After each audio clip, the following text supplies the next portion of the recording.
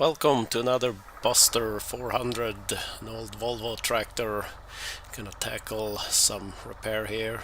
I've said it before, if anyone has any questions on any of my videos or suggestions or anything, do not hesitate to leave a comment. I'll try to read them and reply as best as I can.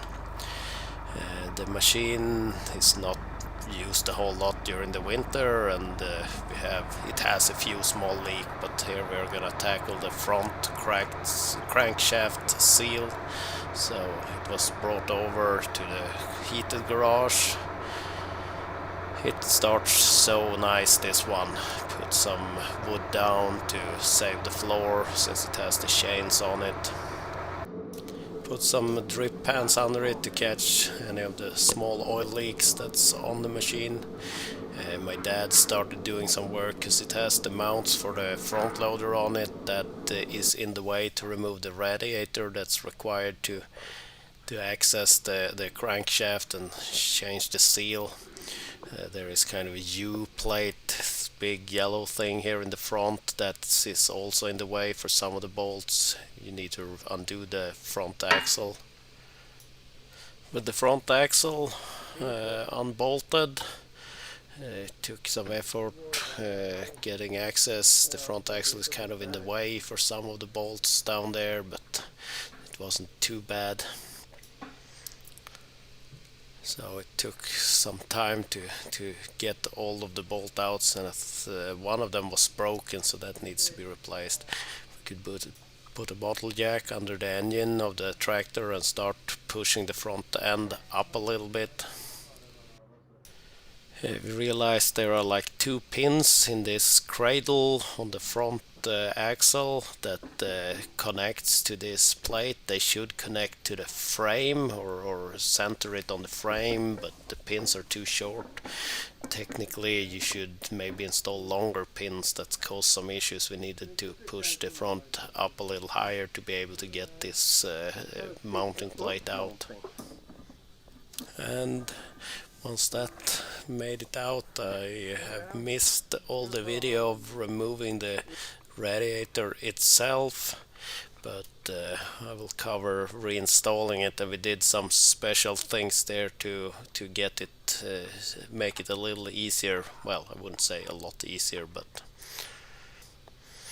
And I spent quite some time cleaning out the inside of this belt pulley. It had a lot of dirt in there, and the threaded holes here are going to be used to pull it out later on, so I cleaned them up. I found a suitable thread tap and chased the threads, cleaning them out. I also spent some time cleaning up the inside of the frame here, since it was good access to the area behind the radiator. I had tried to clean up the top of that cradle on the front axle, and once we had that cleaned off, we wanted to kind of lower it down to rest the weight and not rely on the bottle jacks, and no accidents can happen when we leave the tractor. We tried getting the pins that should go into the frame rails to align, but that turned out to be hard, so we just took some spacers and placed on there to be able to lower it down and rest the weight on the front axle rather than the bottle jack. The generator needed to be loosened, and the hydraulic pump for the power steering that has been added as an addition in later years. Both of them have belts powered from the belt pulley that needs to be removed, so the tensioning was loosened enough that the belts could be removed. And then we started looking at trying to undo the nut on the crank holding the pulley in place, and the seal is behind that. Realized we didn't have the correct socket. It calls for a 42 millimeters in the manual, and I just had a 41 millimeter around. Then the question is, do I order a 42, or do I spend way too much time with a little rotary tool opening it up big enough that it will work as a 42 millimeter. I choose the later option. and you don't want to know how much time this took, and I think the rotary tool took a beating because that's not sounding happy since I did this. It's been abused in the past also, so I can't complain. Measuring, more grinding, measuring, more grinding. Didn't want to go more than needed. Once the socket was ground out, a few little love taps at the back to get it seated properly. A few blocks to have a better line on the extensions to be outside of the frame when trying to undo this, and to be honest it wasn't on there hard at all, so that was nice. It came undone easily. With that, it's actually a bolt. With that out of the way, I had a threaded rod thing that would work with my slide hammer solution that was put into place to get the pulley out. And this one actually came out a lot easier than I expected. Also, I was worried it was going to be a cone here, but it's just a keyway that ensures this one cannot slip on the axle, the crankshaft. Didn't come out super easy at first, so moved it to the bottom side to pull a little on that end, and it started moving, so I kept going and it slid right out once it had started moving. Slid in this tube of a plastic sheet in there before starting to clean up, and the camera died on me here also, and I missed the cleanup, but that's mainly just scraping away some brake clean and compressed air, and here I did the final cleanup. I had pushed a little bit of paper in there now. To pull out the seal itself, 2 small holes were drilled, one on each side, and then a couple of screws were put into the holes. And then I use a solution with a set of vice grips and then a threaded rod to tighten the vice grips, and a nut at the big washer at the end, so I can put the weight from the slide hammer onto that contraption to start putting some taps on, pulling it out. It started moving on one side. The other did not want to start moving, and we actually pulled out the screw. We ended up having to drill a few more holes to get a good grip enough to, and it also weakens the seal itself, drilling the holes, so I think it becomes easier. So going back and forth a few more times once it has started moving to not get it too crooked, and jamming it in there, and eventually it came out without too much trouble. There is some special tool with some claws you can get in there that hook onto the end of on the sides of the seal, but we did not have that. So some more cleanup. The belt pulley was kind of filthy also from all the leaking. Started with a plastic rod to get the new seal seated flush with the front engine cover.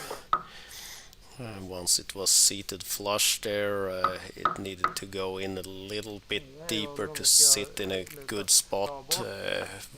The pulley itself, where the old seal had been running, didn't show a big groove or anything, but I changed the position around after some measurements. That should be a good fresh metal surface for the new seal to slide on.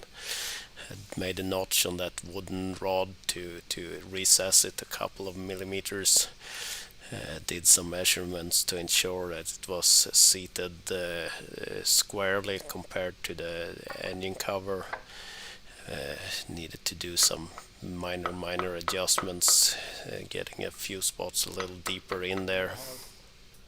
Tiny bit of grease on the lip of the new seal to make everything slide on there easily.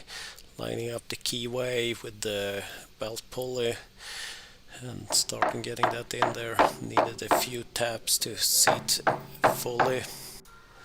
Now that I had the bolt out and could easily take it in and out of the socket, I did some small adjustments there to make it slide on there a little easier.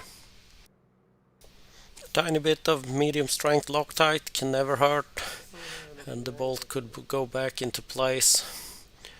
And once it was tightened up by hand, we put this support there and gave the handle a few taps with the hammer to kind of lock it into place. Since we had found some broken off bolts holding the front axle, and something has happened in the past here, I guess, with some bolts being loose or something, probably around where they mounted the front loader to it. I would suspect a few of the threads were a little damaged and so on. Had been able to borrow a thread tap because I didn't have this size from a friend of my father, and we could clean up all the threads bolting the front axle to the frame before assembly. Belt for the hydraulic pump and the generator could go back into place. Replace the belt for the generator, that looked quite worn. The belt for the pump, not too bad, that hasn't been on there that many years. It was a little struggle, had to undo the generator to get it in place, but not a big problem. Belt in place, the tension for generator could be adjusted, and that bolted up completely.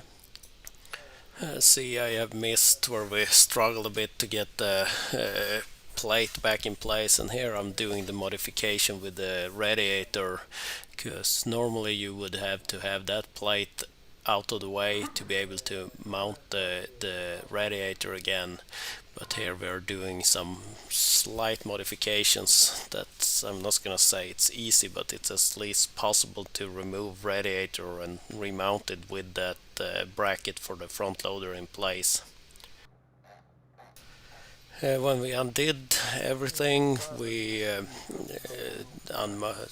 bolted the radiator and could lift that off and have the cross member for the frame is still in place, but that needed to be removed to access the belt pulley.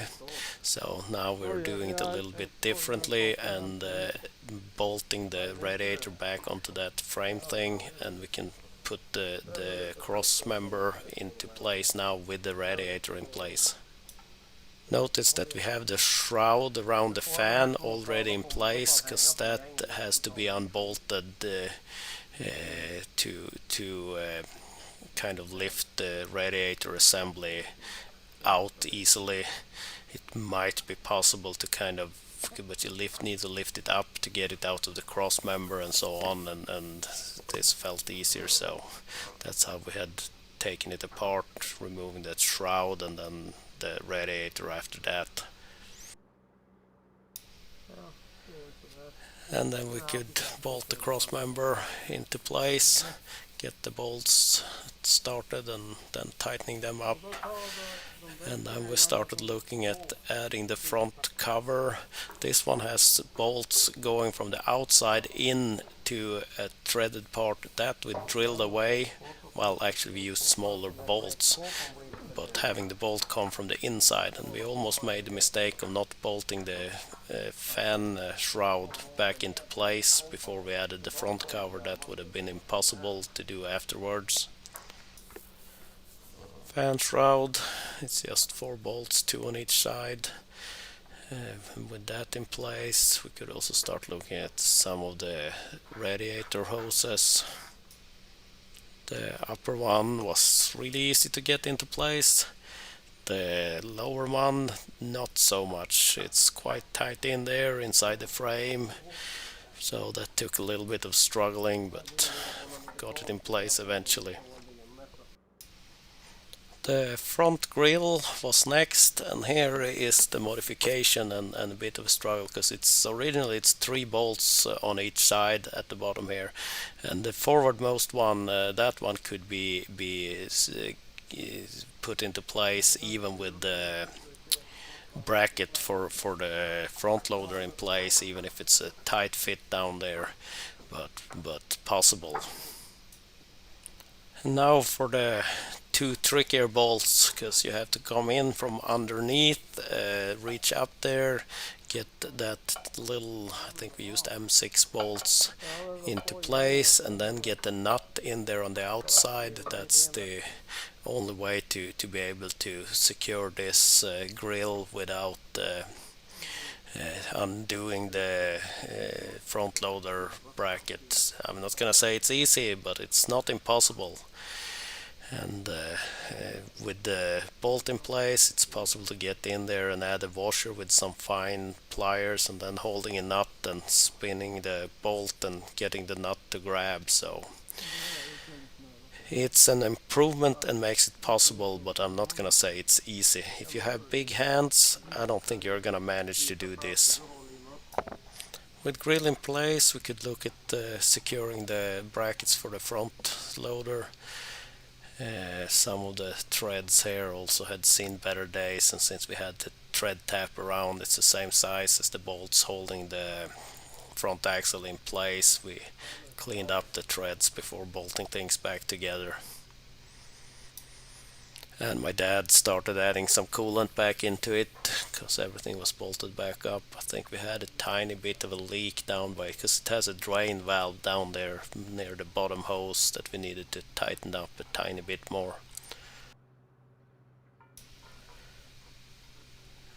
And here we also replaced a couple of bolts that looked bad. We ended up with different size heads on the bolt here that I find annoying, but I can live with that. On the machine I hope to not wrench with a whole lot. Did test that the coolant mixture we put into the machine was good, and it seems fine for our northern climate when we get cold winters, and this one is parked outside in the winter, so you want a good mixture. And since it was in the garage and warm and everything, I took the time to clean out the first pre-filter thing, the water catcher, and it didn't have any signs of real water in it, but I could see some debris in this first glass cup, part of the fuel filtration.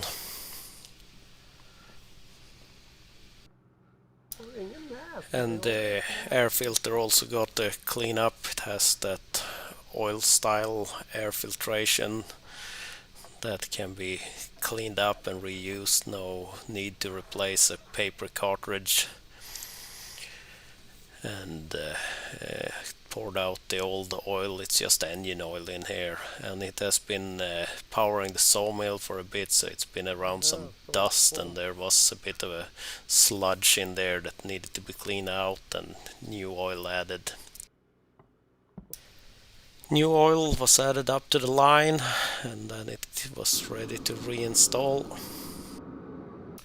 Still have a small leak around that kind of gearbox for the turning for the steering rack, and I'm not sure because I've seen other videos, and for some reason some of them undo the cap on this steering wheel and can fill oil through that, but mine has a hole straight through from that. We tried dumping a little oil in, and it just made its way out. But it's still leaking somehow. I need to look at that in the future, but not now. We had noticed that the hood was kind of rubbing into the reservoir for the oil on the power steering, so we removed a little bit of material and we added a bit of rubber with a cut open hose here. We had also noticed, this will be a sidetrack, the main focus has been the crankshaft seal, but the rear ball joint of the steering had a lot of play in it, and we decided to tackle that now since it was in and warm and it would not come undone. We ended up unbolting the mount for it and just being able to undo the entire ball joint together with the mount. With mount loosened, you can just keep spinning the well, this could have been done before we undid the mount, but you could just spin the hydraulic cylinder the ball joint bolts onto or screws onto. We tried doing a slot in the bolt part and holding that with a screwdriver to see if the nut would start moving, but it had been wiggling around there, and I think it has kind of damaged things, even the impact hammer thing, so we resorted to simply cutting the bolt off, or the nut rather. I had found places that sold, they didn't list it exactly to this model, but we hoped we were gonna get hold of a new ball joint without it being too expensive, and that was possible, so that was sorted. And then it's the redneck repair. Here you should have had a conical broach with the correct angle to make a proper repair, but just adding some marker there. I actually used the old one because the cone itself didn't seem like it had suffered any damage. I think the material in the mount is softer than the cone on the ball joint. And the rotary tool again, adding paint, wiggling it around, see where the marker wears away, grinding, and if you keep repeating that pretty much forever, eventually you would have a pretty nice fitting conical hole. But if you tackle something like this, it will take a lot of time, but eventually we were happy enough that we started mounting things back up. And as usual, I ran out of power in the camera just towards the end, but we were able to get everything back into place and bolted back up. So I hope this video might help someone, and if you just enjoy watching someone wrench on old tractors, I hope you have a great day. Thank you.